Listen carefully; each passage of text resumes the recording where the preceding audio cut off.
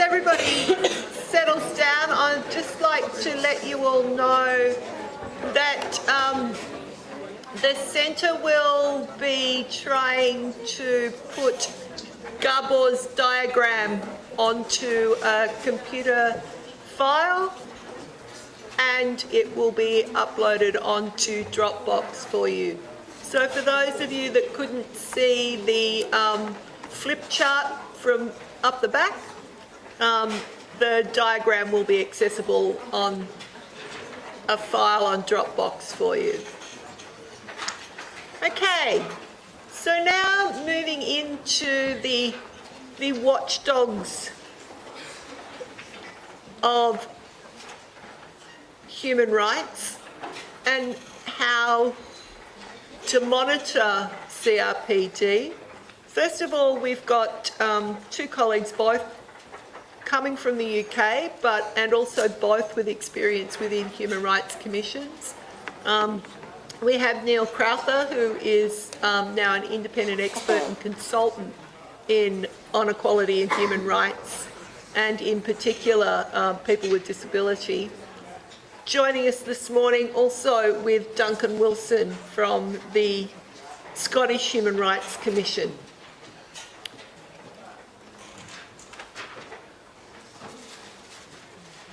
Neil will be starting off for us this morning. Good morning, everyone. It's a real pleasure to be here in Galway. Sadly, I wasn't able to be here all week to enjoy the Caribbean weather. It seems to have left us today. But I've wanted to come here for quite a while, and I'd be here longer were it not for the fact that I became a dad 15 weeks ago and felt being away for a week was not very responsible. So hopefully next year I might be able to come for a bit longer, as long as the presentation goes well and they invite me back. And just to put a bit of context here, I'm currently doing a piece of work through the university here commissioned by the Asia Pacific region. It's what an interconnected world we live in, which is a manual for national human rights institutions on their roles and responsibilities to promote, protect and ensure disability rights.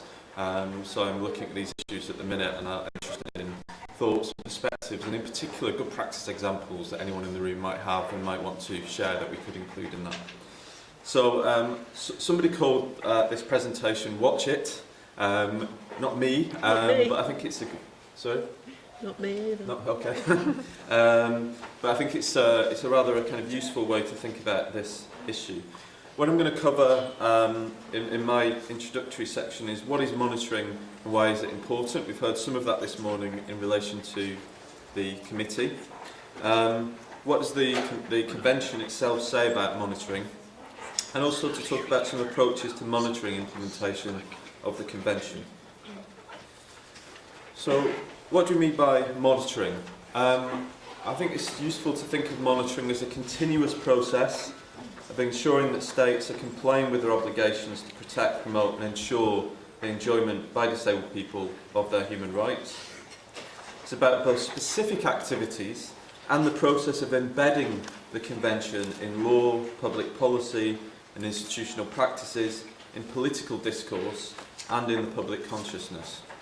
And I think this is a really important message. I'm going to talk this morning about quite specific processes, but I think more generally what this is about is just getting the convention into the lifeblood of the way disability rights are viewed in your country, through whatever means. So constantly being kind of vigilant, constantly reminding people of the convention, constantly trying to insert it into political debates, into discourse, into the law, into what goes on in your parliament, and so on. I'll come back to that as we go along.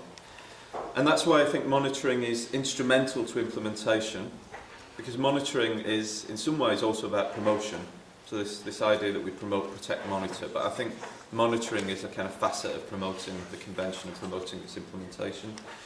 But it's also very much about the whole aim of the convention around restoring power to disabled people, because it's about accountability and recognition as well.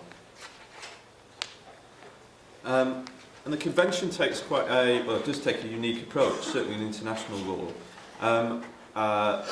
And it was interesting listening to Gabor earlier talk about this, because I think what the Convention seeks to do is to domesticate as far as possible the monitoring process.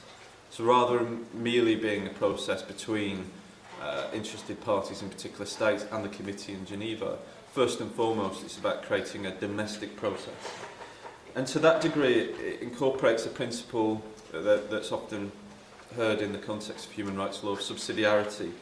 The Oxford English Dictionary defines that as the idea that a central authority, in this case the committee, should have a subsidiary function performing only those tasks which cannot be performed effectively at a more immediate or local level.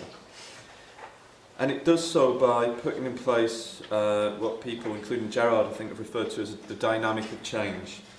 A dialogue between the state, a framework to promote, protect and monitor implementation, and civil society, and in particular disabled people's organisations. And the only equivalent in international law today is the National Protection Mechanism under OPCAT. So this is a departure in international law of setting out the expectation of a monitoring framework at the domestic level. And I think also the expectation that much of the business of monitoring, of implementation, needs to happen and take place at the domestic level. But that also means that there is an incumbent responsibility on key actors at the domestic level to assume those responsibilities and to make monitoring happen. It doesn't just happen on its own. So just to break Article 33 down into its three parts, Article 33.1 requires that there is what's called a focal point and preferably a coordinating mechanism within government for implementation of the Convention. Article 33.2, that there needs to be a framework to promote, protect and monitor implementation, and that framework should include one or more of what the Convention refers to as independent mechanisms. I'll come back to that in a moment. And thirdly, and absolutely critically, the involvement of civil society and in particular disabled people's organisations in all aspects of implementation, not just on their own, but throughout the whole process of implementation.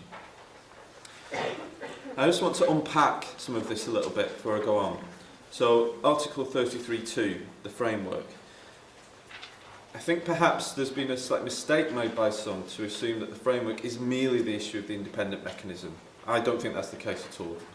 The framework to promote, protect and monitor could include regulators and inspectorates, complaints handling bodies, courts and tribunals, advice and information providers, critically disabled people's organisations, could include education in schools. It's the full gamut of what it takes to promote, protect and monitor implementation. Within that, what the Convention is saying is that ideally there would be one or more independent mechanisms.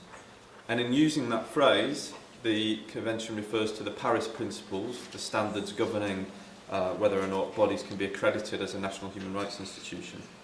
So there is a desire that there should be an NHRI, National Human Rights Institution, as part of that framework. It doesn't necessarily mean that that NHRI assumes the entire roles and responsibilities of promoting, protecting and monitoring implementation. And I think that's important because in different countries there are different types of NHRIs doing different things. NHRIs sometimes work within a very broad framework of existing bodies, like equality bodies in much of Europe. In other countries there aren't those other bodies, so it makes sense for NHRIs perhaps to assume a more expansive role. So the context is really, really important in terms of what this framework looks like. And also, though, despite what I've said, I think there are in practice a diversity of arrangements whereby organisations have assumed the mantle, a kind of leading role as an independent mechanism, but without necessarily being a national human rights institution. So, for example, in Belgium currently an equality body has this role. A specialist body has been established in Austria. Ombudsmen assume this role. There are disabled people's organisations in some parts of the world playing this role. And in a number of countries, interestingly, there are partnership models. So in Spain, where both the National Disabled People's Organisation and the Ombudsman has been assigned as the independent mechanism. In Northern Ireland, where both the National Human Rights Institution and the equality body together form part of the independent mechanism. In New Zealand, where there is a strong working relationship between the National Human Rights Commission and the Disabled People's Organisations. So we've seen a real kind of plurality of models and ways that this is working internationally. I've already alluded to this, but just to unpack Article 33.3, and the strong emphasis throughout the Convention on the involvement of persons with disabilities in implementation. But it's important that it applies to all parts of Article 33. It isn't just imagining and saying that disabled people's organisations should, on their own, be able to have a part in this process. It is also saying that the government itself needs to involve disabled people in the way it implements the Convention. It is also saying that this framework, and in particular the independent mechanisms, need to involve persons with disabilities in their work to promote implementation. And I'm not going to touch on this myself, I think other speakers might, but it has created questions both among national human rights institutions and disabled people's organisations about how to involve and to be involved while maintaining independence. And I think Gabor alluded to this earlier in the context of the treaty monitoring process itself. There are some tricky issues to kind of deal with there about how everyone maintains their integrity and their kind of voice, but is able to effectively work together. Also, just quickly, Article 34 involves the establishment of the committee. I won't say anything more about that. You've heard about that this morning, other than to say that the committee has recently published guidelines on the participation of DPOs and civil society in the work of the committee, and we're anticipating similar guidelines for national human rights institutions as well. And also Article 31, which I think is quite critical to this. Article 31 requires states to collect appropriate information, including statistical and research data, to enable them to formulate and implement policies.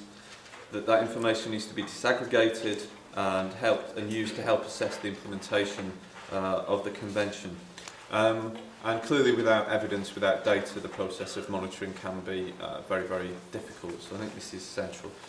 I did think about including another article here, which is the Conference of States Parties, but it seems slightly perhaps off-piste in terms of what we're talking about. But in a way, I would say that conference is part of the process of monitoring, about states coming together, about NHRIs and others being in the room. It's kind of a check on how well the Convention has been implemented internationally.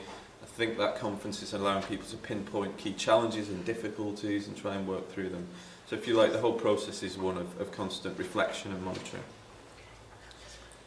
So, just thinking about monitoring, I think one can think about it at three levels, if you want to kind of break it down. And this corresponds with good practice guidance from the Office of the High Commissioner for Human Rights, and work done in the UK to develop a human rights measurement framework. And I think it's a useful way to consider this. That if one is looking at whether a state complies with the Convention, it's useful to think about it at the level of structures. Are there laws that are compliant? Well, do they exist at all? And if they do exist, are they compliant with the Convention? Regulations, institutional structures, policies, standards, whether there are vehicles for redress. All of those questions around the kind of structures that are in place need to be considered. Then there's a level beyond that, which is about processes.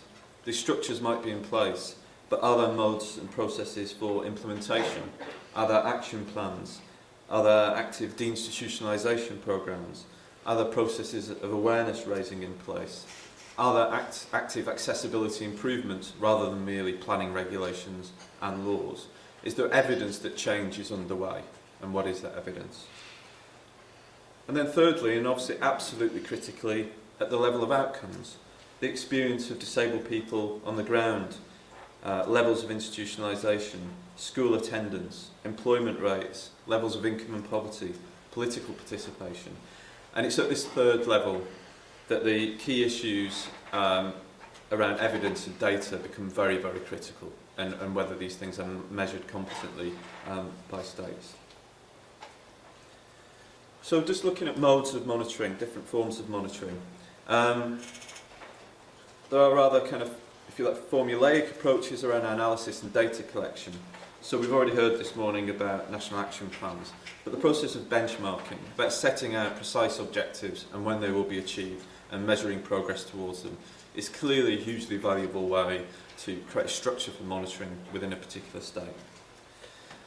We've seen in different places the evolution of measurement frameworks and indicators. In my own country, led by the Scottish Human Rights Commission and the Equality and Human Rights Commission, the development of both inequality and the human rights measurement framework, work of the Office of the High Commissioner, work of the European Union Fundamental Rights Agency. So we've seen some real kind of inroads there. It's trying to find ways to develop a bit of indicators that you can measure progress against. Clearly the role of qualitative and quantitative research is key. Legal analysis is important. Thematic reports and inquiries. In the UK we had a major inquiry looking at the issue of disability hate crime, for example, bringing together all different stakeholders to assess how well policy and practice was moving that agenda forward. And also inquiries and investigations, including powers to enter institutions to assess compliance, to monitor what's happening within them. I've already alluded to this, the idea of monitoring not simply as a set of, if you like, exclusive processes, but being around embedding the CRPD within existing monitoring systems. So inspection regimes, including, I refer here to a thing called experts by experience, by which I mean in the UK now we have increased involvement of disabled people in inspection regimes in the care sector and the health sector and so on. In regulatory frameworks, including in the context of specialist advisory bodies. So our regulator of broadcasting of the media in the UK, Ofcom, has a specialist disability advisory body within it, helping shape its work.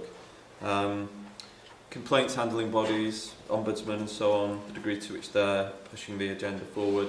Within consumer protection mechanisms, how well consumer protection organisations promoting accessibility, say in relation to the utilities, energy companies and so on and so forth.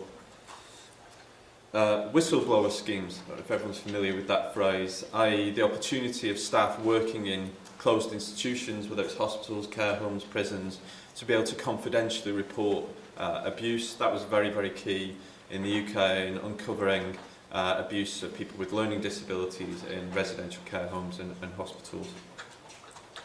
The whole issue of independent advocacy, the whole issue which you've already discussed this week at length about giving people a voice, the ability to speak out and speak up and complain about their treatment is key.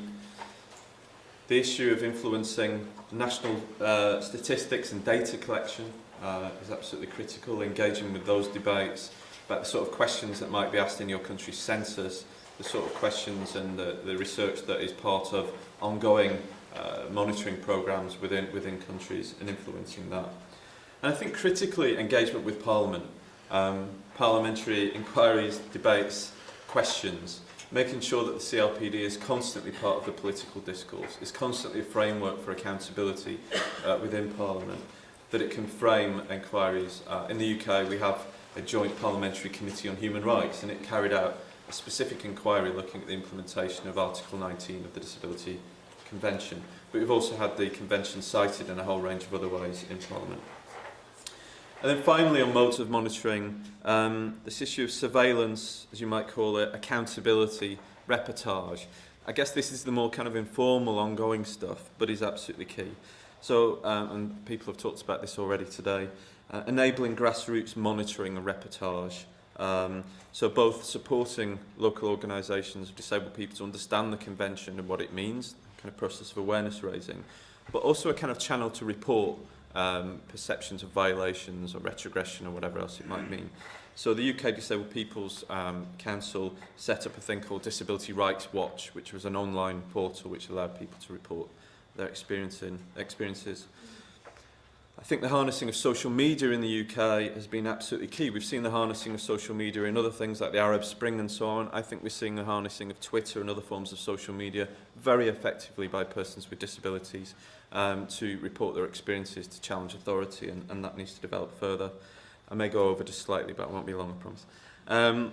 Consultation and involvement with disabled people, by which I mean disabled people's organisations creating those discussions with other disabled people about the convention, about its implementation on an ongoing basis. Encouraging people to speak out and ensuring that they're heard, particularly people who may have communications impairments or barriers, or who are living in closed institutions and so on. How do we create a culture of people being able to speak out and be heard? Public engagement, overcoming what's been referred to as the bystander effect, this whole issue of disability hate crime in the UK, a number of incidents where people have been attacked or abused, and there was clearly other people around that could have stopped that. So addressing those issues, that the public becomes a monitor of disability rights, I think is critical.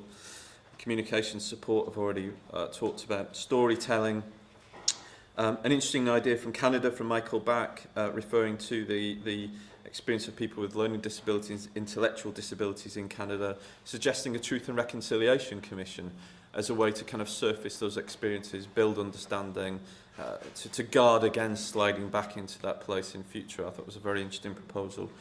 And I think absolutely key, engaging journalists, engaging the media, their interest in these issues, their ongoing monitoring of these things.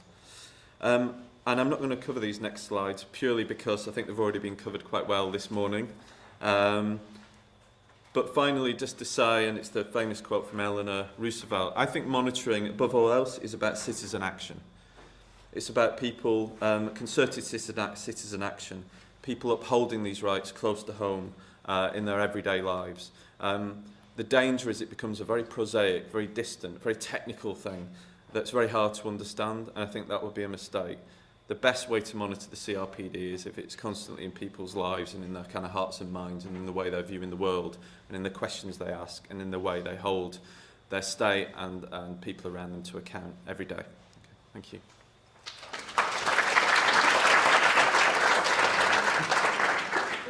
Thank you very much, Neil, for outlining the potential architecture and modes and methodologies for monitoring.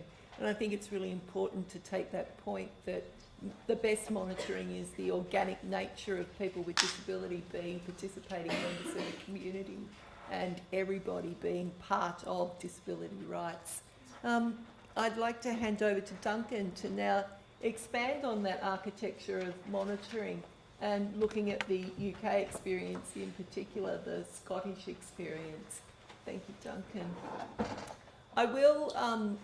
We will take some questions after Duncan has finished for both Neil and Duncan. So if you could save your all your questions that you have for Neil till after Duncan has finished, please.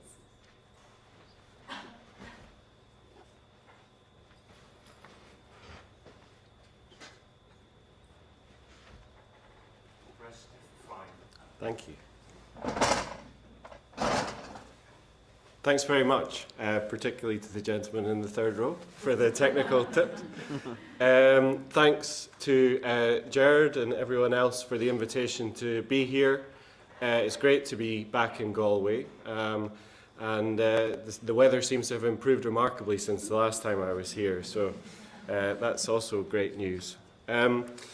So I want to take the great architecture that Neil outlined and that we heard in the previous presentation and just give some examples of how that might work in practice. I'm not presenting the experience in Scotland as best practice, I'm presenting it as practice and then hope for a rich discussion because I know there are colleagues here from all over the world who will have all sorts of different creative solutions that we can share and learn from as well. First, a little bit about the Scottish and UK context, because I think it's important that monitoring should be understood in the context that it happens, and each one is different. The UK's constitutional framework is particularly messy. We are one of, I think, only 3 countries in the world that doesn't have a written constitution. And I might post a quiz later on to see who can name the other 2 and check whether my facts and figures as gleaned from a colleague yesterday in passing are correct. But that apparently is the case. So we don't have a written constitution, but we have a constitutional framework, particularly since 1999, which introduces a form of devolved power to different nations which together make up the United Kingdom. But it's not a federal system, which would be more familiar in global terms, and it's not even a symmetrical system. It's called asymmetric devolution. And by that I mean that the degrees of powers that are devolved to the different nations are not the same. So the Assembly in Wales and in Northern Ireland have different powers from the Parliament in Scotland.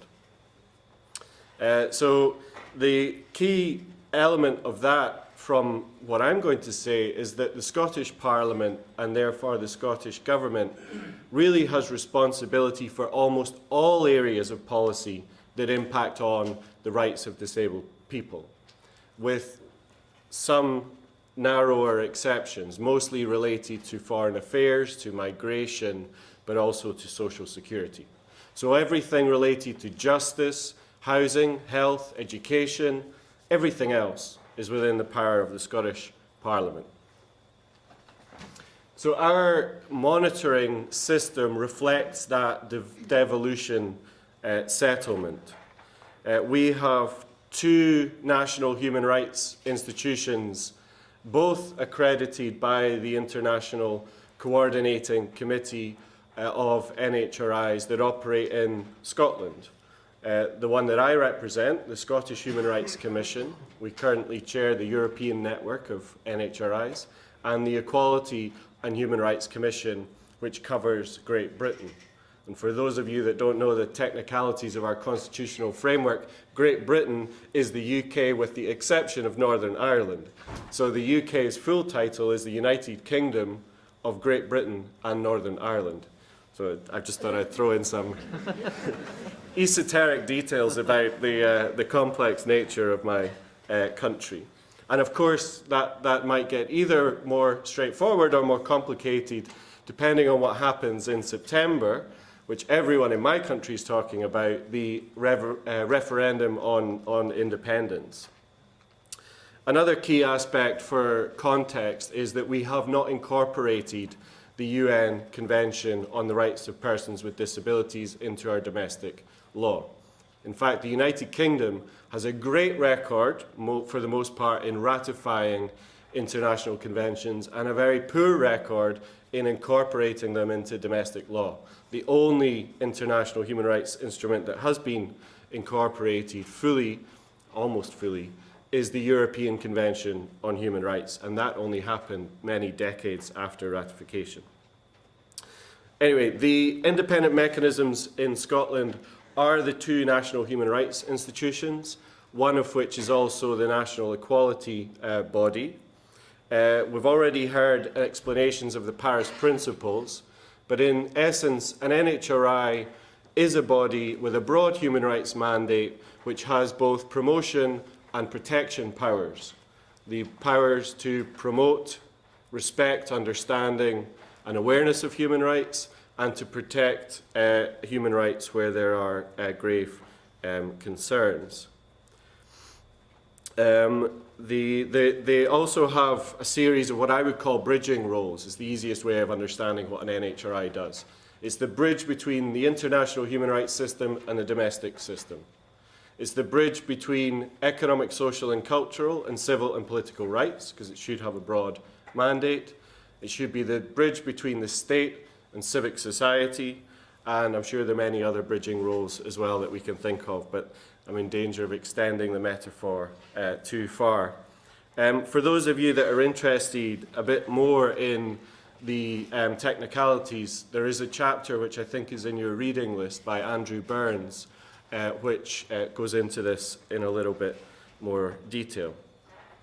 UK ratified in 2009, ratified the optional protocol as well, and formally nominated the 4 human rights and equality commissions in the different nations as the independent mechanism. There is no framework. And I think that's really important to recognise, and I absolutely agree with Neil. There is no framework in the UK beyond the independent mechanisms.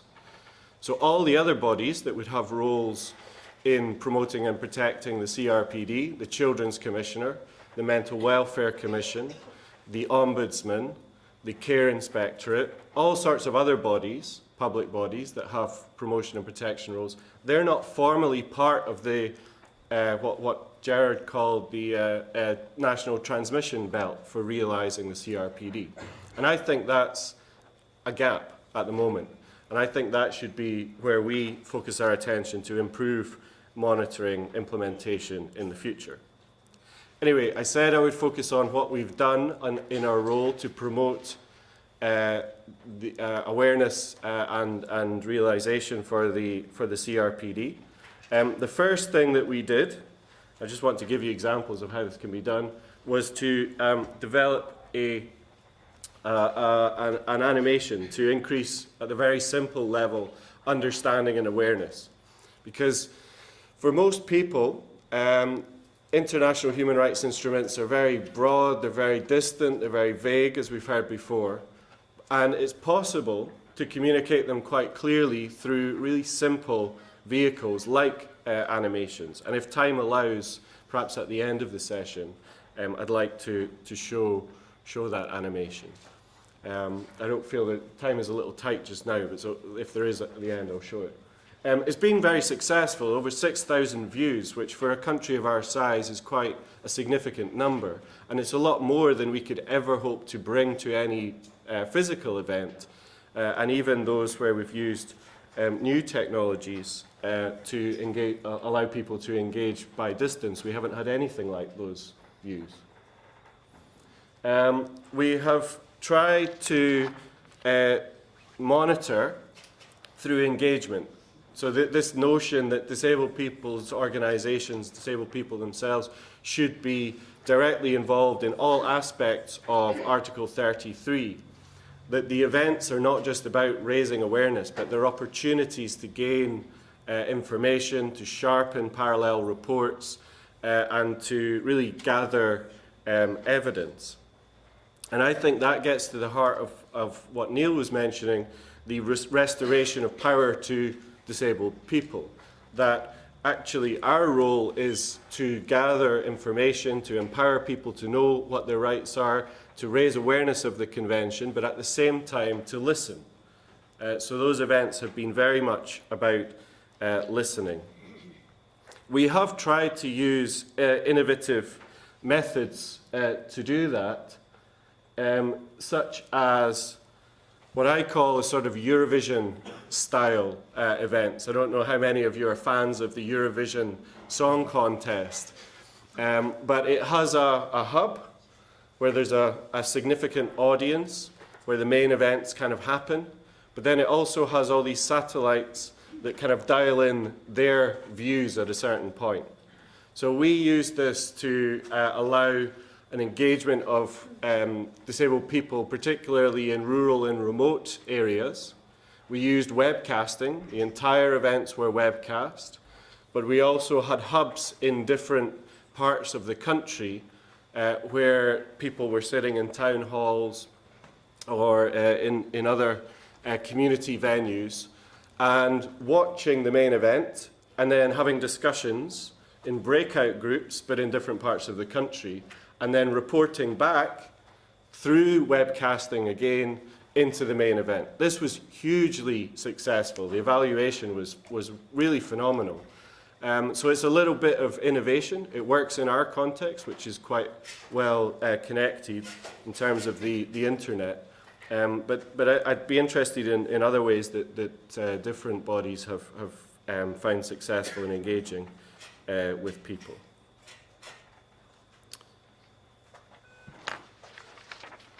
Another element, and I think this also comes to one of the points that Miriam from the Kenyan National Human Rights Commission was making earlier, about the role of an NHRI to foster sustainable monitoring. And by that I mean we're very small, and most NHRIs point out the limitation of their resources. We have 10 staff. The population is only 5 million people, but still 10 staff is not a significant number. So the more we can do to cascade the monitoring through civil society, DPOs, and then to gather that together again in our own parallel reporting and amplify it, the more effective the monitoring role will be. One element of that has been a series of online seminars where we have invited experts, either experts by experience, as Neil said, disabled people's organisations, academics, to run seminars through the internet on specific topics which were nominated through, again, an interactive process. So we had seminars on CRPD in times of recession, on access to justice, and various other topics, children's rights as well. Again, these were really successful, and it wasn't just a one-way communication.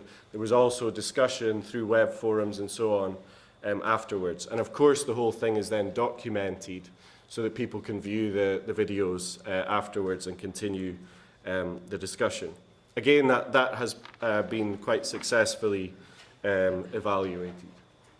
And here's an example where the top, showing that we work with others. The top slide there, picture rather, shows a very good colleague, Pam Duncan, who is a very prominent member in Scotland of the independent living movement, giving one of these online seminars on the topic of Article 19 of the Convention, and her experience of giving evidence to the parliamentary inquiry that Neil referred to earlier on that topic. And the bottom slide shows a representative from the Children's Commission doing essentially the same thing. So I suppose in that way we're starting to build something like a virtual framework, but we don't yet have a formal coordination of a framework as such. Again, building that sustainability. And I saw on the list that Helen Potts is here. I'm not sure if that's true. Is she here? Aye. So this notion of constructive accountability will be very familiar to you, Helen, and it's something that I've pinched broadly from your work and others with Paul Hunt, and now quite a common concept, that accountability is not just about legal enforcement. It's about a cycle of improvement, about learning and improving how rights are delivered in practice. So to embed the realization of rights over time, one of the key vehicles that we have used that has been increasingly prevalent, not least through the Universal Periodic Review process, is the development of a national action plan for human rights. There are the OHCHR's web pages have about 30 plus countries, and I think there's an awful lot more than that now in reality, that have developed national action plans. Some of them are government-led. Some of them are quite different. In our context, the National Action Plan, which is essentially a roadmap for the realization of all human rights, was developed in a participatory process based on evidence, and the process was led by the NHRI, the Scottish Human Rights Commission, but included a wide range of bodies, and these logos are just to give an indication. So the trade union movement, the government, a whole series of prominent public authorities and civil society organisations all contributed and made commitments to realising rights in practice. And that, for me, is the key role that a national human rights institution can play. We're small, we're niche, and we can be a catalyst for a process of negotiation, really, on how rights are realised in practice. Recognition of the gaps, understanding what would be the best way to address those gaps, and then ensuring independent monitoring of whether what we agreed we would do is actually done in practice. That's a process that we've called human rights interaction. It's essentially a negotiation within a human rights framework. The last part of that, of course, that I mentioned was independent monitoring. And this comes to Neil's point about Article 31. And one way of monitoring is develop the indicators and monitor the realisation of the Convention rights as a separate process. And that's a tremendously valuable exercise. Parallel reporting and follow-up, as we've heard before, can be a catalyst for change. But it's still in a niche. It's still in the human rights world. And much more effective, in my view, is integrating human rights indicators across how a nation measures progress itself. Whether it's the Auditor General's Office, and we're working with Audit Scotland, which is our Auditor General, or the inspectorate bodies, or the government's own national outcomes that it is advancing, they should all increasingly integrate human rights indicators in how progress as a nation is monitored and measured and assessed. So that's where we're trying to get to. Essentially then, constructive accountability process looks at empowering people to know what their rights are, to know how to implement them, to realise them, and also, for those that have responsibilities, not to sit back only and to say, this is wrong. And I mean, my background is in human rights NGOs that are very used to pointing out when things are wrong, and that's hugely valuable too. But at times, it's not always a lack of will.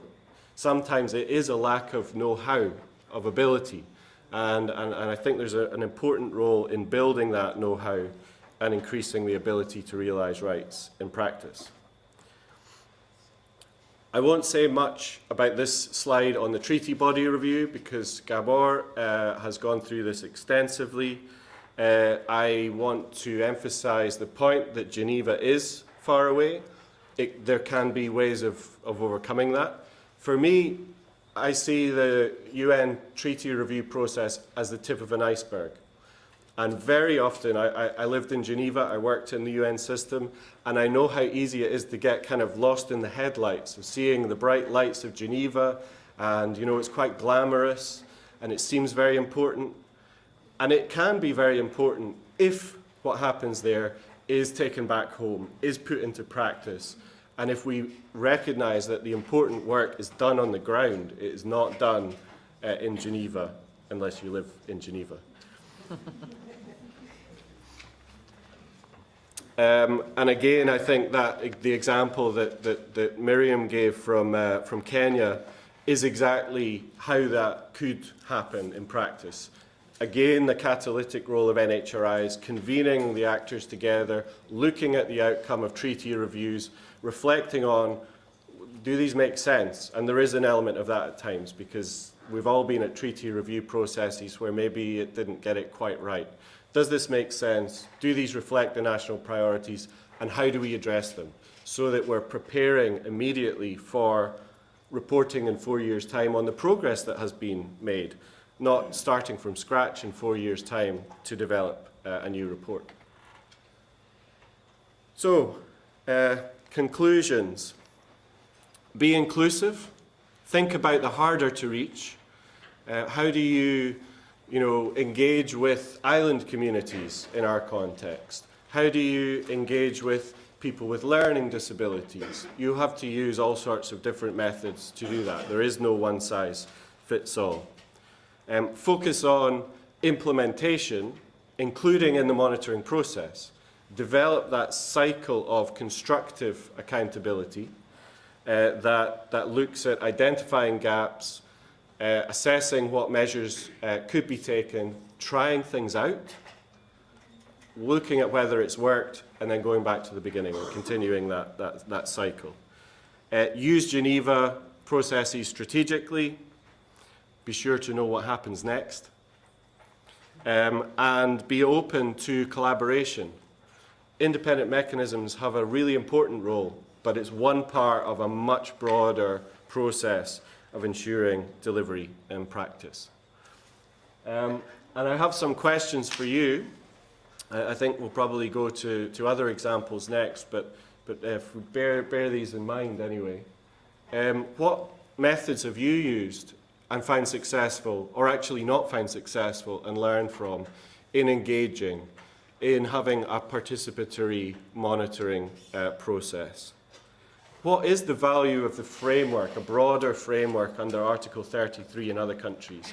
I need your arguments to make them back at home as to why we should expand that role beyond the named independent mechanisms. And what does good practice look like in implementing action plans? We have what I think is a pretty good national action plan for human rights, launched in December last year. We're getting some kudos for that, and that's great because of the process of development.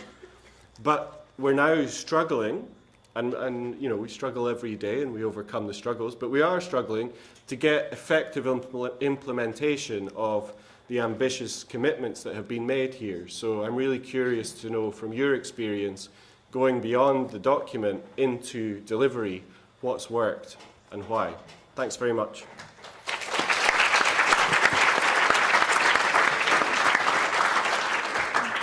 Thank you, Duncan. Coming from Australia, I'm highly bemused that you need to video conference to remote areas in a country the size of Scotland. But anyway, I also know that there are very remote areas in Scotland.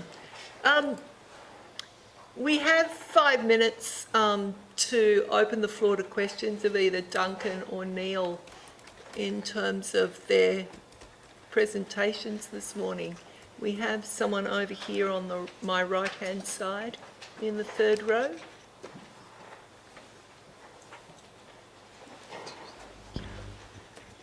Thank you. Thank you for your very inspiring presentations. My name is Priscilla Geiser. I work for an international NGO called Handicap International.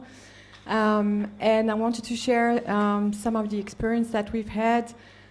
We've been involved at the time of the drafting of the text, ensuring that people with disabilities from what we could call the Global South would be represented in the discussions. And quickly after the text was adopted, our key question was, okay, how are we going to make that work in practice, especially in challenging environments like low and middle income countries where my organization work.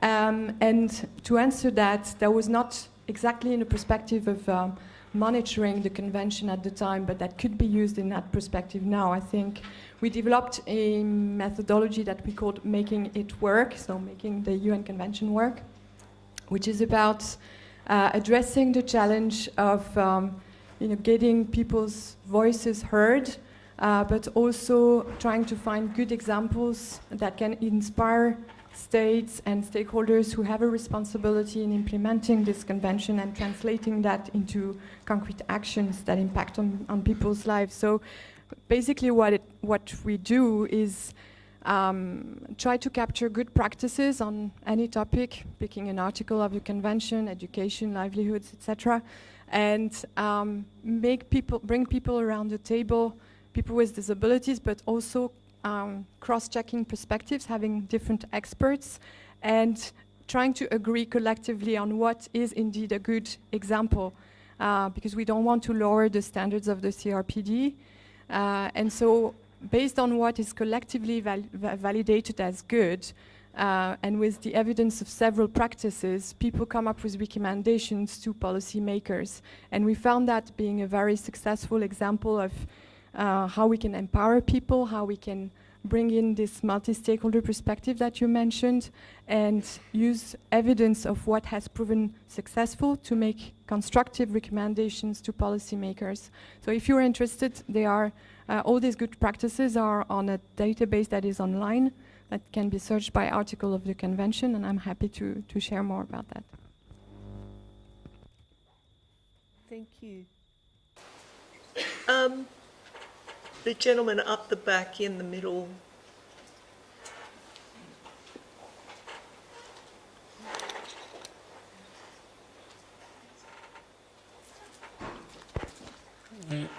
Thank you very much, and thanks for all the presentations since this morning.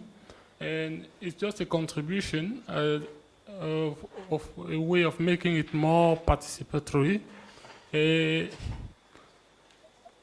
I had the privilege to be involved in preparing the Namibian state report, which is actually under preparation in Namibia.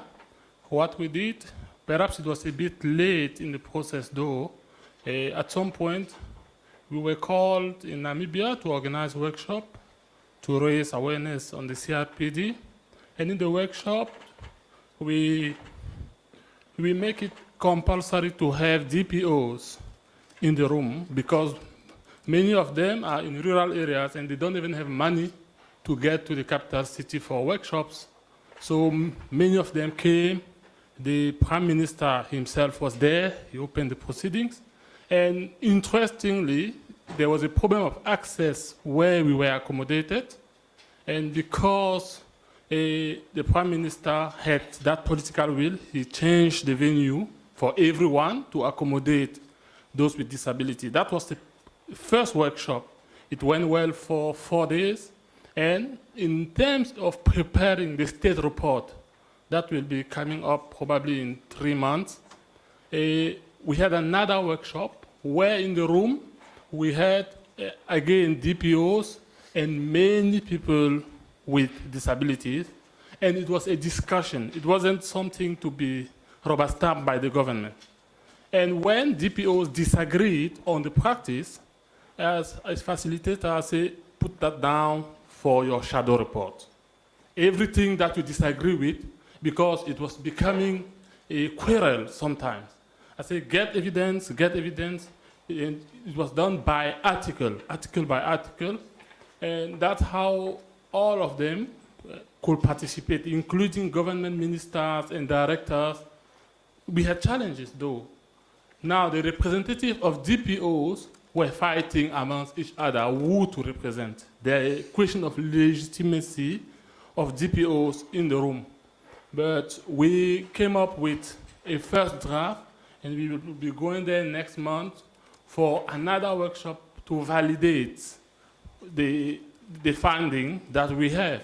And that will not actually stop DPOs to prepare their shadow report. So that's the process that we use to make it more participatory in order to address the financial challenges faced by DPOs. And in the room, we have people from the Department of Justice, the Human Rights Institution, the Ombudsman. So we were able to say exactly what we were looking for.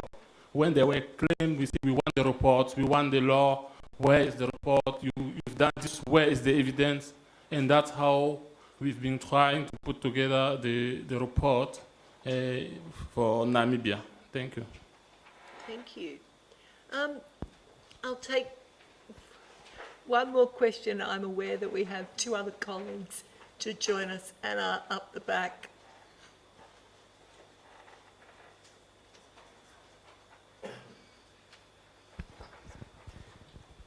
Thank you very much.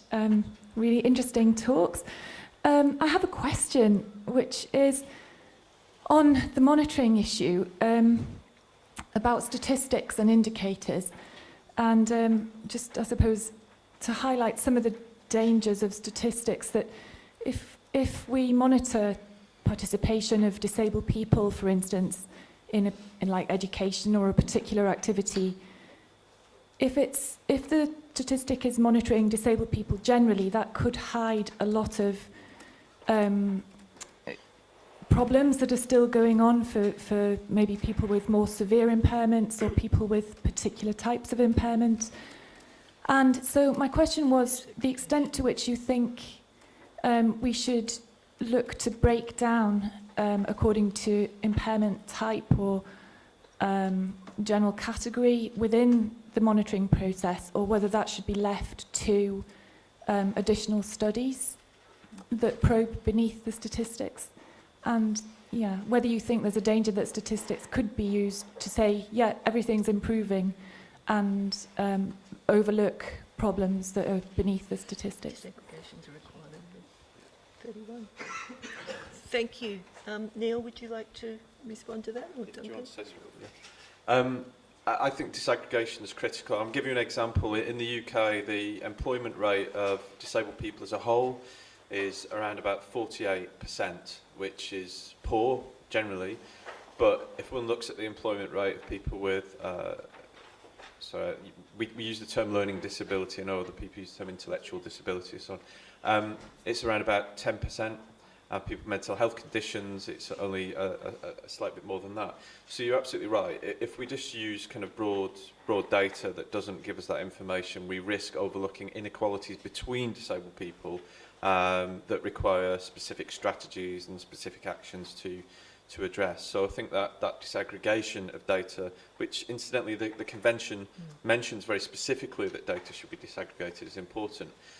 That said, I know there's been some political resistance to the idea of disaggregating on the grounds of impairment, and I think there's an important debate to be had about where it is and is not appropriate. I also think there's an importance of other disaggregation by gender, by ethnicity, by social class, other kind of factors which may underlie or help explain why particular groups are faring less well than others. So certainly disaggregation, notwithstanding some of the complexities in deciding by what criteria to disaggregate. Thank you very much for that. Oh, sorry, Sorry, Duncan. Do you mind if I just very briefly? No, you said no, but say yes now. I'm never shy. There is a phrase, you know, what we count counts, and I think, you know, there is some truth in that, obviously. And Article 31 of the Convention has quite rightly been warmly welcomed by human rights advocates as creating a binding obligation where to do essentially the thing that has been avoided in most cases under other conventions, which is to assess the degree to which rights are being realised in as disaggregated a way as is possible and desirable for the reasons that Neil has outlined. So I think disaggregation of data is absolutely key, but I also think that quantitative measures only take us so far, and as we look to improve measurement of the realisation of human rights, we really need to grapple with the balance between quantitative and qualitative. So in essence, there is value in asking people what their perception is of the realisation of their rights. That data too can have its vulnerabilities, because quite often there are particular groups in society that might not fill out the sort of questionnaires or in response after they've been through different services, for example. But I think the balance between objective data and subjective qualitative measures is crucial in this. Thank you, Duncan. Yeah, I mean, if we're going to see this as truly informing the policy and planning process, that mixed methods that pick up good qualitative and quantitative data that's disaggregated, that highlights interrelationships and intersectionality of systemic disadvantage that people experience, we are going to be in a much better position to implement and to move forward with implementation of CRPD obligations. I'd like to thank Neil and Duncan for their presentations this morning, and I'd like to move on to two colleagues here from the Centre of Disability Law and Policy who are both PhD candidates, and they are going to give some examples of good practice in monitoring CRPD. First of all, we have Meredith Raley. Meredith?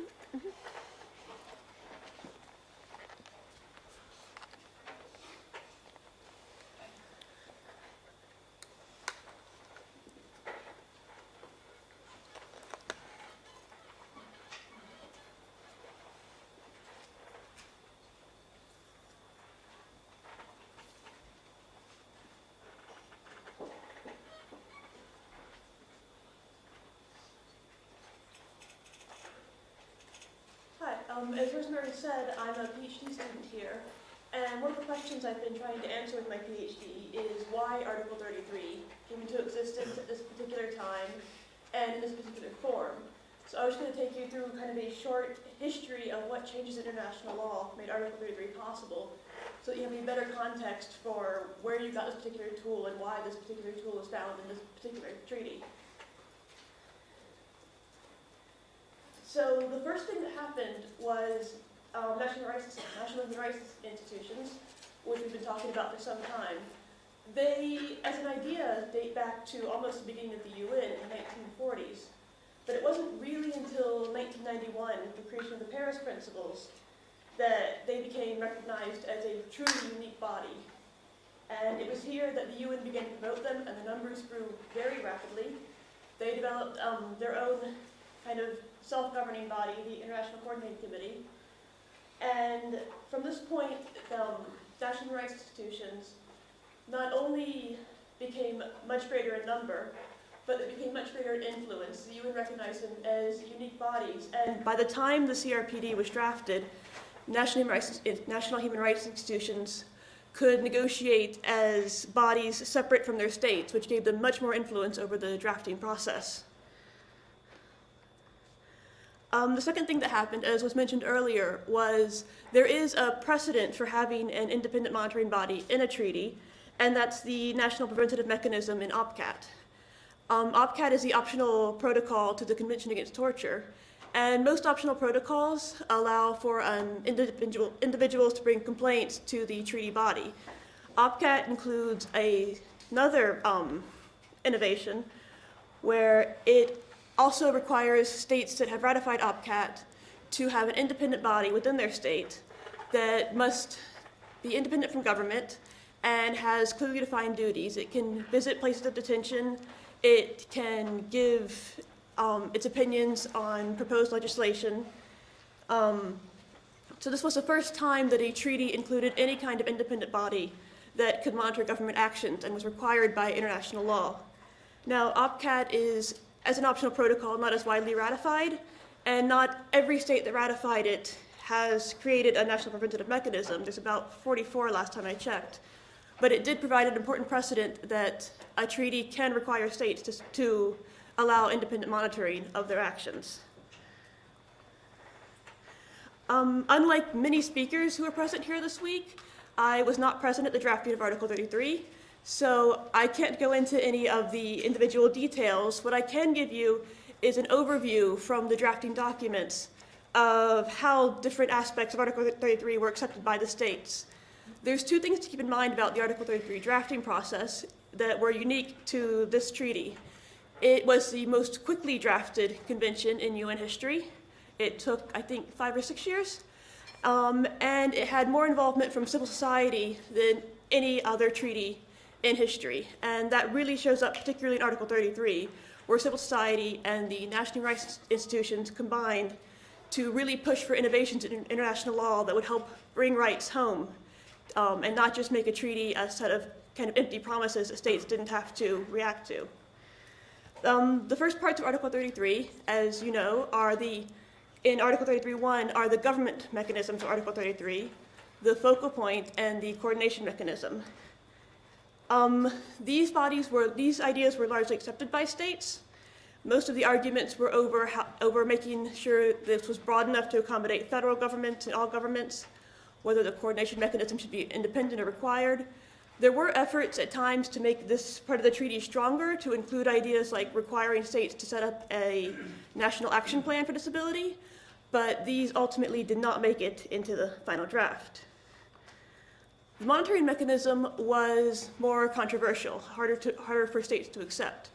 There was discussion over whether a government body should monitor or an independent body. National rights institutions obviously pushed very hard for their standard of independence to be accepted, and there was discussion over whether the body must be a national human rights institution or whether other bodies could be accepted. There was also discussion over whether there should be some requirement that the monitoring mechanism in the domestic level should have a link to the International Committee. Obviously, this link ultimately did not appear, and the reference to the standard of independence of national human rights institutions became less explicit than it could have been, although it's worth noting the UN Committee on Disability has pretty much accepted that the Paris principles are the standard of independence, no matter how the independent mechanism was established. The final part of Article 33 is the involvement of civil society. This was also more controversial. States worried about how many resources it would take to involve civil society in the monitoring process. Obviously, accommodations would have to be made, travel arrangements would have to be dealt with, and states worried that if involvement was too strong, then they wouldn't be able to provide the resources for this. Many early drafts suggested only consultation with people with disabilities rather than full participation. Ultimately, civil society prevailed in this, and people with disabilities are allowed full participation, even independent of DPOs, in the domestic monitoring process. The conclusions we can draw here is several developments had to take place for Article 33 to develop. human rights institutions had to get more powerful. A precedent had to be found in a less ratified treaty. But and the civil society had to be heavily involved in the drafting process. This is a large step in international law to allow for more scrutiny of government actions and more involvement of civil society in that scrutiny, and it's about the largest step the government would accept at this time. Thank you.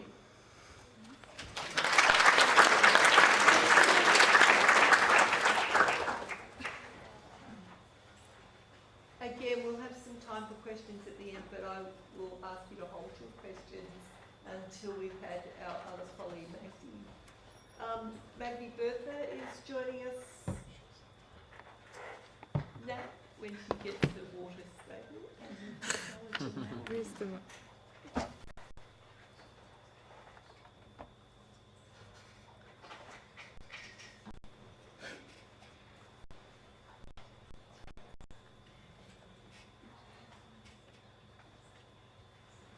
Okay, hi, it's a real pleasure to present at the summer school this year. I'm working with the Centre as part of the EU-funded DREAM Disability Rights Expanding Accessible Markets project, and today I present some of the findings of my research. I will talk about innovation from around the world, and I will just briefly talk about the triangular shape of Article 33, but then rather focusing some of the challenges in implementing Article 33, and I brought 3 promising practices for you. What I learned in the last 3 years that it's very, very complex to implement Article 33, and often if we think of like promising practices, which are certainly not best practices, I don't think there is any really best perfect example for Article 33 frameworks, but there are a couple of very promising ones. However, they are also facing some challenges, and my methodology was that I went to a couple of places where I tried to meet with the different actors within Article 33. So I met with government representatives, NHRI representatives, and civil society, and what I said mainly was sort of a summary of what I learned from them. So that's the important thing, the triangular shape of Article 33, where there is the government. I'm not going to repeat what has been said before, but the government, which is the law and policy maker responsible for the implementation of the convention, the independent element, the NHRI, which has traditional human rights monitoring experience, and civil society involvement, mainly the DPOs, which is the true novelty in Article 33, and the Convention, I think, has a good reason to ask for both the NHRI's and DPO's involvement in monitoring the Convention, because the two parties can bring really different experience to the table, while the NHRI's, and here we mean ombudsmans, human rights commissions, or equality authorities even, have the experience of monitoring human rights in general.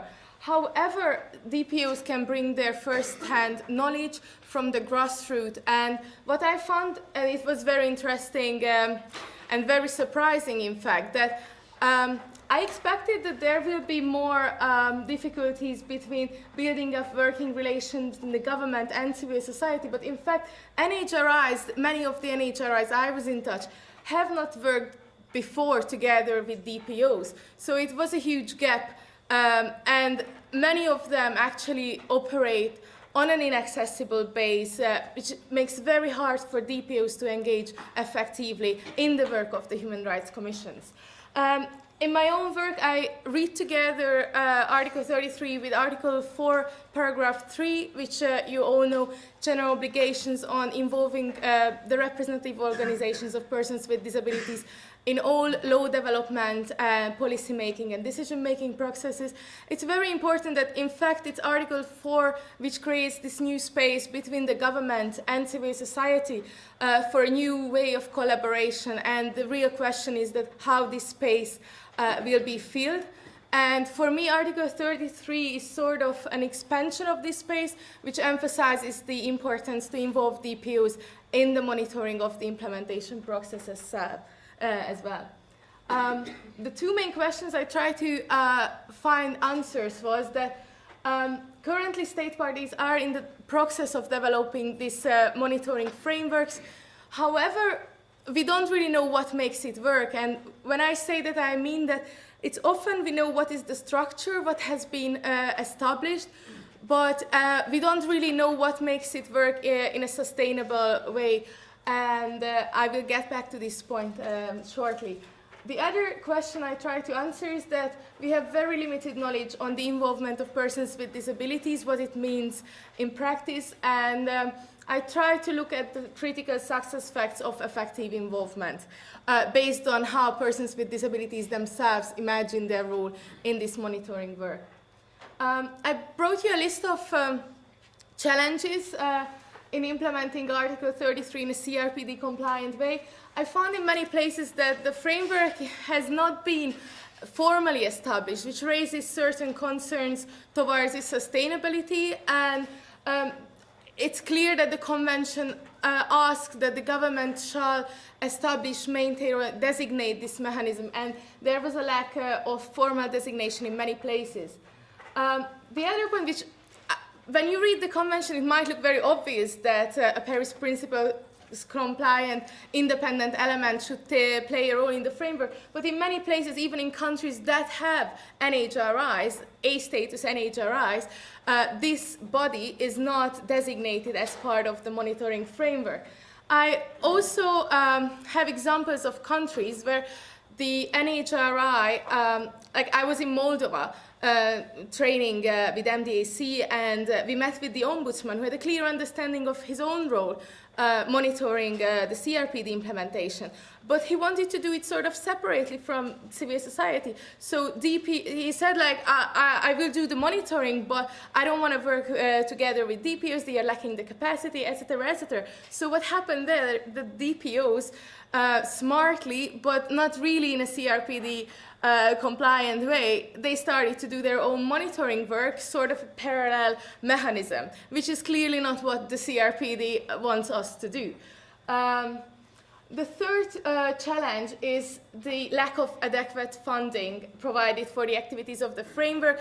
If we read the thematic study of the OHCHR, what falls under promotion, protection, monitoring, it's a lot of things to do. It's a massive amount of work, and if we just think about the data collection or like scrutinize existing laws or raising awareness education program, and I somehow imagine it in a very systematic way. And what happens in many countries that there are activities around the CRPD committee reporting cycle, and then nothing is happening, or whatever is happening is not planned in a very systematic, strategic way. I really felt that there is not much happening on developing new, accessible, collaborative working relationships within the government, between the government and civil society when it comes to policy making or law development in general required until Article 4, but there is also not that much happening to establish these new forms of relationships between the NHRIs and DPOs. I think it's very important to somehow measure the real impact of this framework on a continuous basis and ensure the balanced participation of the disability movement, including the most marginalized parts, which in my own research I found that persons with profound disabilities, persons with multiple disabilities, persons with psychosocial disabilities, and persons with intellectual disabilities are very much left out from this whole process, and I give an explanation, which is my own explanation for this, or sort of a solution for that. And transparency of the framework and the activities around monitoring the CRPD, I think it's very important. So participation is a very, very complex phenomenon, and I think it's often overlooked, and often it's just consultation which is labeled as participation. I quite like this diagram which I brought you, which just shows the difference between integration and inclusion, which most of you probably know, that inclusion requires the change of existing structures. It's not about fitting people into structures which have been excluded them for a long, long time. And as Magdi says, that the changing of these attitudes is a broader demand, and obviously made not only to the state but to society as well. the shifting from tokenism towards meaningful involvement when it comes to the disability organizations' involvement into monitoring is also very important. So the very simple example for a tokenistic participation is, for instance, there is a government initiative where they already make a draft and then they call a few randomly selected organizations around the table, usually the ones they have worked before and it's very easy to cope, the ones that they don't necessarily require big accessibility changes in the working methods. And then they provide this draft with a very short deadline, with so much pressure on these organizations. And then, like, first of all, it's very pressurizing for the NGOs themselves, but then there is not enough time, if there are real concerns towards this document, to make real changes. And many of the organizations I have met in the last 3 years were very unhappy about, and they all said pretty much that participation starts from the very beginning. So if there is a draft which is presented, it's too late. We want to be there from planning the whole work around any policy, any law development issues. As I said earlier, it's very important to give a voice to all persons with disabilities and avoid maintaining these structures. It's very hard how to interpret nothing about us without us and how far we can take that and what is satisfying for the movement. But I think it's important to take a sort of double approach. The impact approach is important, so see how much NGOs could actually influence the outcomes that they were involved in. But I have the fear that if we only look at the impact, it actually puts so much pressure on the parts of the movement which cannot engage that quickly, that effectively in legal development. For instance, if there is a law review process of guardianship, it takes much more time if the whole process is really accessible for all the organizations of persons with intellectual disabilities. And what happens often that just the process has to happen too quickly. So many of these marginalized groups actually cannot take part in a meaningful way. So I think it's important to claim and demand the change of the whole process and have a more holistic point of view. The three examples I brought you, the first one is Australia, which ratified the convention in 2008. They have the Attorney General's Department and the Department of Feminist Housing, Community Services and Indigenous Affairs, very long name, as focal points. As a framework, the Australian Human Rights Commission and the Disability Discrimination Commissioner Graham Innes was considered as the independent monitoring framework. At the time I visited Australia, unfortunately I need to put here a little update that Graham's is standing down from the position in July, and the government is not planning to replace him, which is a real pity. And when I said earlier about the sustainability and about the continuous evaluation of the process, I think that's one of my arguments, that here it's very important that even if a country can be considered as a promising practice for a while, it's important to follow up and see what kind of consequences it will have if the Disability Discrimination Commissioner won't be replaced in the country. And the civil society involvement is mainly fulfilled by People with Disability Australia and Australian Federation of Disability Organisations, which are two big umbrella bodies. I chose to present the case studies along strengths and challenges, because I just really find interesting that even if it looks very good for a side, and many people recommended me to go to Australia, and I do think it's a promising practice, but you will see that it has some very, very interesting challenges as well. So I find as a strength that the government recognizes its obligations under the CRPD, the Attorney General office where I had meetings also seem to be very open and receptive towards criticism from the Human Rights Commission and also from civil society. Actually, all stakeholders I met, they confirmed that they have a very good, fruitful, active working relationship with each other, which might sound something simple, but I've been to countries which there is no connection or intention to collaborate with each other between like the focal point and DPOs and the NHRIs. And I think it's a very important point that Graham, the Disability Discrimination Commissioner, was coming from the movement, so he has a very good understanding of civil society, and which makes it very easy to collaborate with them. Although the challenges, so the Australian Human Rights Commission has never been formally designated as an independent mechanism, and if you read the concluding observations of the CRPD committee, it's also mentioned as a concerning issue, and the committee requires Australia to establish such mechanism. And the problem with the lack of formal recognition is certainly the lack of funding provided. So what happens there, that if something CRPD related is part of their annual work program, of course they would work on it, but they cannot plan something very systematic covering all provisions of the convention, obviously without any funding provided. Certainly, the National Disability Strategy already, for instance, failed meeting with the proposed endorsement, which questions however, the government has the right intention, but when it comes to the implementation process, it failed its own goals. And what I found also interesting was that the Persons with Disabilities Australia said they are not satisfied with the level of their involvement in these decision-making processes, and they still find rather tokenistic than meaningful. So qualitatively, there is much to improve. My second example is New Zealand, which ratified a convention similarly to Australia in 2008, where Neil briefly mentioned the system there, so I would just go through quickly again. Like the Office for Disability Issues is the focal point. They have a coordination mechanism, which is the Ministerial Committee on Disability Issues, and the Article 33 framework consists of the Human Rights Commission, the Ombudsman, and the Convention Coalition, which is a group of DPOs in the country. For me, the New Zealand example is one of the best looking CRPD compliant Article 33.2 framework.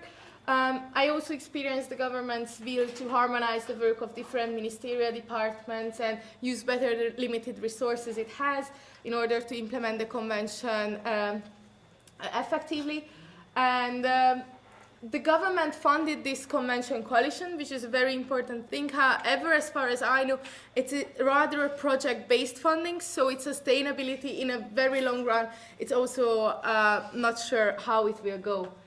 The challenges in New Zealand, and this is something very hard to measure when it comes to evaluating the work of these frameworks, that when I was there and I met really like over 40 people participating in this framework, that they said that there is actually no systematic work carried out by this framework. So the framework is established, but it's not that they have they do a lot and they prepared for the reporting process. But beside that, it's not that they fulfill all the activities under promotion, protection, and monitoring. And even many of the member organizations said, we know we are part of it, but to be honest, I can't remember when was the last meeting I attended. So it was not as dynamic as I would imagine personally this framework to operate on a constant base. And there are some specific concerns there that Indigenous people with disabilities felt completely excluded from the CRPD implementation. And my last example was Zambia, which I'm running out of time, so I'll just very briefly raise some issues and we can maybe discuss later. It was very interesting to go to a developing country which has no funding. So what happened there is that the government didn't establish any monitoring work. The civil society took its own initiative from international development money, and it has been criticized a lot for the lack of sustainability. But in these countries, to be honest, it is very difficult to make it right.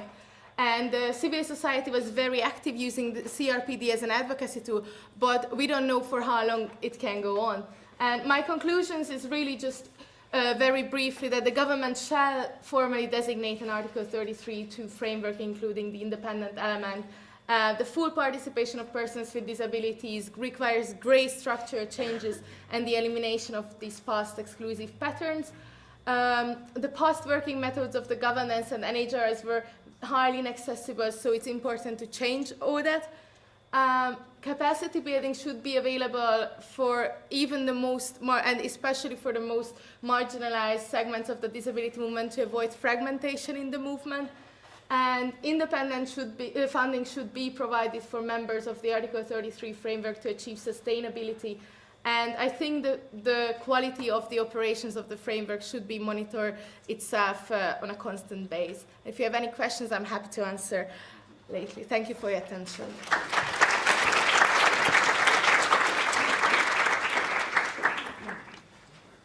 Thank you very much, Magdi, and Meredith for your presentations. I will open the floor for questions. We have 10 minutes before we break for lunch. If you wish to bring back points from either Neil or Duncan's presentations, I'm sure they'll be willing to accept those questions as well. Just up to my left-hand side above the walkway. Good afternoon. Frank Connerty. I'm from the Business School here in the University and Commissioner Designate of the Irish Human Rights and Equality Commission, nearly established. I'd just like to ask the panel if they would consider that there are challenges for Article 33 monitoring in interpreting, if you want, the definition of persons with disabilities under Article 1. And what I mean by that, if you give an example, if you say have a family and there's a member of that family has a profound disability, there are significant caring burdens and duties placed on that family for immediate carers. And it could be even argued that immediate carers end up with disabilities one stage removed, if you would. So in terms of the definition of disabilities and the monitoring processes, would you consider there are challenges there, and in what manner, from your experiences, they may or may not be addressed? Anyone want to volunteer? I'll give one example. Yeah. One example, obviously be aware of a case that was brought to the European Court of Justice, a woman called Sharon Coleman, who sought to bring a case of disability discrimination on grounds of association. She herself was not disabled, her young child was, and she felt she was being discriminated against by her employer in her refusal for her request for flexible working. And the court found in her favour that within the context of European law, direct discrimination on grounds of disability can apply to non-disabled as well as disabled people. So in a way, the law's kind of made an inroad into the sort of space you're talking about and recognised that the phenomenon of disability discrimination or the barriers disabled people experience can be experienced by others. I think the complexity comes in to issues around legal capacity, rights to autonomy, and so on and so forth. And it's something that needs continuously to be debated, and I'm not going to try and answer it in this context. I would though say I think there are some important and valuable opportunities to talk in that kind of broader context in trying to advance the case for countries to address issues like accessibility and so on. You know, where the business case has been very, very kind of profound. There's a difference in saying, disabled people can't use shops and restaurants, and saying whole families can't use shops and restaurants in terms of kind of what you're talking about there. So I think there's useful ways to talk about disabled people's interconnectedness in society and kind of what barriers mean in that sense. There are other areas where it becomes incredibly complex on issues of autonomy and so on. Our own jurisdiction in Australia in anti-discrimination law recognises and has as a ground of disability discrimination, discrimination as an associate. But it's always a really perplexing question about whether it's a disability issue or whether it's a carer's issue. The argument could be said that if the disability issue is dealt with, there wouldn't be that subsidiary carer issue. Another issue in relation to Article 1, which we've come against, is from the mental health world, and this very prominent movement among mental health campaigners in Scotland, certainly, towards a right to recovery, and therefore a sort of challenge between the social model of disability in the CRPD and their belief that mental health conditions can be recovered from, and that there is a right, in fact, to recovery, a sort of slight confusion between a social and a medical model. And for that reason, I think among others, sometimes we face quite strong resistance actually to introducing the CRPD to groups of people with experience of using mental health services. And that's something that we continue to grapple with to some extent, whereas there are others, people with intellectual disabilities, for example, who have embraced the CRPD, and the consortium of people with learning disabilities, for example, in Scotland, is working over time with their members to prepare a parallel report to the UK review, which will start later this year. But the group of voices of experience and people with mental health experience are not quite around the table in the same way, and I'd be really curious to know whether others have experienced that challenge before. Thank you, Duncan. Just before we go on to the next questions, Neil just I wanted don't have to make it just before we finish. Just want Okay, to throw before a we curveball in. Gabor and then Miriam. Just briefly, reflecting on what you said, I really do think that mental health user survivor community has to do a lot of awareness raising internationally around CRPD, and your example is a very good one for us. In other parts of the world, and I can name Africa, for instance, in Africa they have a Pan-African network, which used to be called Pan-African Network of Users and Survivors of Psychiatry, which did not reflect the real situation. There is so little psychiatry in Africa that a dozen of people can use and survive them. But there are much more people who face barriers due to stigma, whatever, lack of reasonable accommodation and so forth. So they changed their name a few years ago to Pan-African Network of People with Psychosocial Disabilities. In Europe, in several countries, the resistance, I think, is similar to what you described. But I do think that there is a very simple way out. Recovery originally is a medical term. But if you go back to the roots of the recovery approach in mental health to Pat Deegan, who was the mother of this, a survivor of psychiatry herself and clinical psychologist, then you find that actually that recovery has nothing to do with medical recovery. It has nothing to do with an illness. It is an entirely different concept in which I am not becoming healthy or normal. I am finding my way, my path. If you like, it is how you can overcome barriers and what your contribution can be to that. In a sense, it is that I need to buy a wheelchair. And if we can address that aspect, then I really do think that we can go beyond. But you are right, in many countries, especially in countries, where some level of welfare systems are available for both people with disabilities, separately from people with mental health issues, it is something which is not there yet. Okay. We could just move the mic along that row for...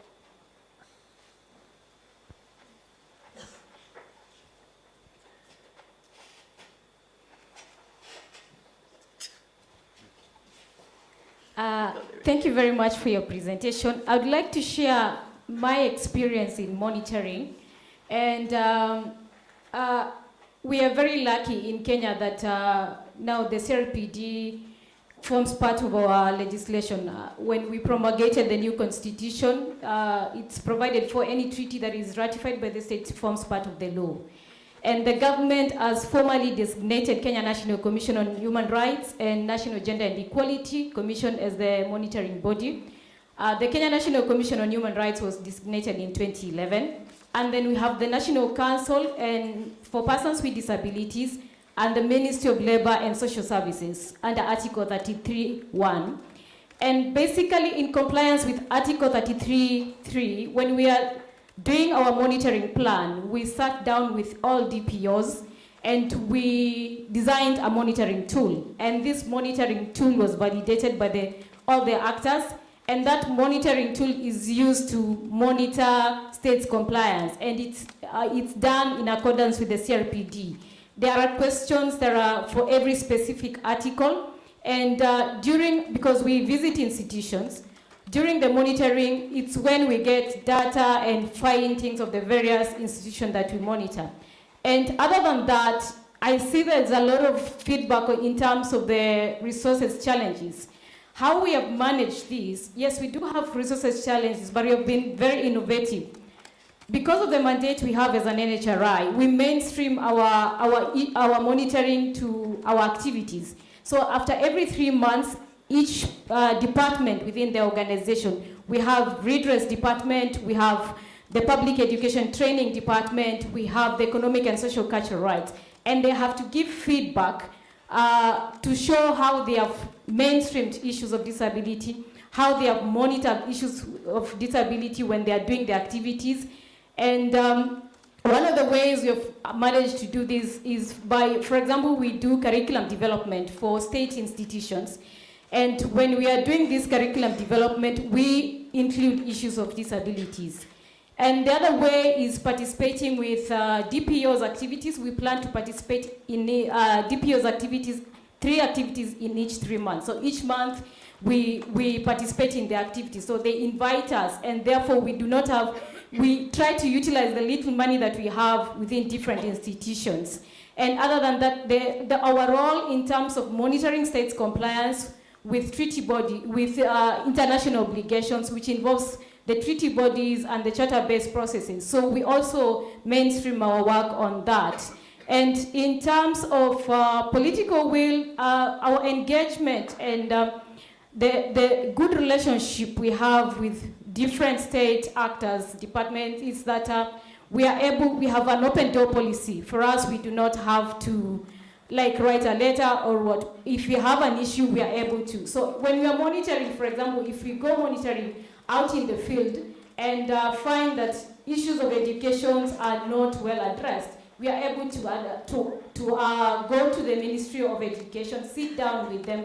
So other than just monitoring, we are able to contribute in the implementation process. And that's how our work on legal capacity and the interaction we have had with users and survivors of psychiatry organization and other organizations started. Because we, in our monitoring, found out that there were these many complaints, and our research on legal capacity was informed by all this. So what I'm trying to say is that if we can look at the ways that we can devise innovations because of the inadequate resources and utilize the resources that we have. But basically, one other thing is about our monitoring tool, which is open to everyone. Every organization that is doing issues of disability, if you are mainstreaming issues of disability, you're able to use that tool, and then you can give us feedback to input our report. We will be launching our first report, which is our first periodic report since our monitoring 2011 in July, and it will be available in our website. You can look at it and get feedback on what you've been doing. Okay, thank you very much. I'm aware of it's lunchtime now. We'll take one more question from the floor, and then I'll give Neil the opportunity just to put forward a point. Just up the back, the 3rd row down towards the centre. Woman in the blue cardigan. Oh, black cardigan. Close.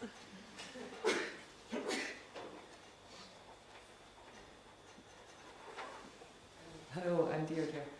This is not so much a question as a comment to add to what Gabor said about mental health and the recovery model.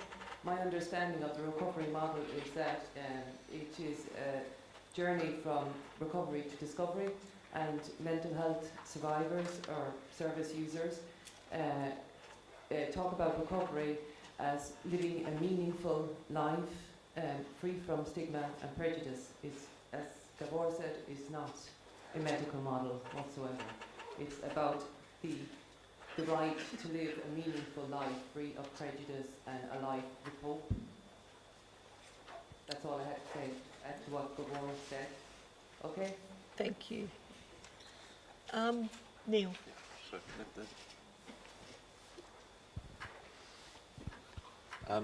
Just one sort of final comment. I would just like to echo the point that was made earlier around sustaining the framework, because I think, as we heard in relation to Australia, I think very much represents what's happened in the United Kingdom. Insofar as the initial report, or the report that will have gone to the UN committee, is concerned, It will describe a framework that was established in 2009 involving our Office of Disability Issues, our Equality and Human Rights Commission and other bodies. What it won't describe is the fact that since 2009, the funding and political support for all of that framework has diminished considerably. I should just qualify that in England and Wales. I think Scotland's a different story. So I think there is this issue about looking at the kind of quality of that framework rather than merely its existence, and would hope that the committee might spotlight that in its examinations. I think that's key. And just also to say that nevertheless, and I think it was really interesting hearing from Kenya in terms of working with limited resources creatively and so on. I think one of the risks of this process of designation is this almost a notion of exceptionalism. Because the reality is NHRI should be monitoring and promoting disability rights regardless of whether or not they've been designated. And if we have this notion of exceptionalism, there's a risk that organisations hold back until they're giving a separate pot of money to do it. And yes, more resources, but I think it's quite dangerous to create the impression that it's some additional role that NHRIs play. I'm sure NHRIs don't think about CEDAW or the other conventions in that way, and we shouldn't allow CRPD to be regarded in that way either. Thank you all very much. Thank you for the audience for your participation this morning, and thank you to all our presenters. The Article 33 was a definite innovation within CRPD, and the strength of the national monitoring and implementation is part of the driving engine for implementing CRPD. And there are significant challenges, but as we've seen today, there is a level of creativity and flexibility that can be utilised. So even in countries where there are very, very limited resources, a lot can be achieved. So please go and enjoy your lunch, and we'll join you back in this room at 2 o'clock for the afternoon session. Thank you. Thank you. If anyone wants to watch the animation, I'm going to play it. It's only 2 minutes long.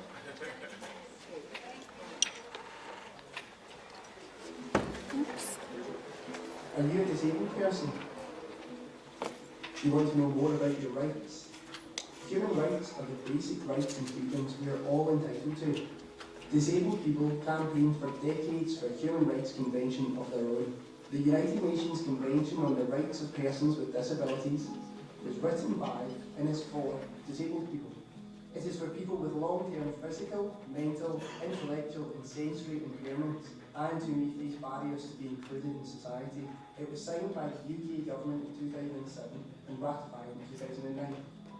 This means the government, including the Scottish Government, must take action to make sure disabled people enjoy their human rights. When using the Human Rights Act or the Equality Act, you can refer to the Disability Convention. There are different steps you can take to get involved in the convention. You can shape decisions, ask questions, share experiences, challenge barriers and influence change. The Disability Convention sets out the full range of your rights, such as the right to choose your own support for independent living, the right to work, the right to equal access and participation in education, the right to be free from violence and harassment, the right to make your own decisions and have your voice heard, the right to take part in and have the same access to sport, culture and leisure activities, the right to decide where to live, who to be in a relationship with, who to live with, the right to information in a way that you can understand. It's your convention, your rights,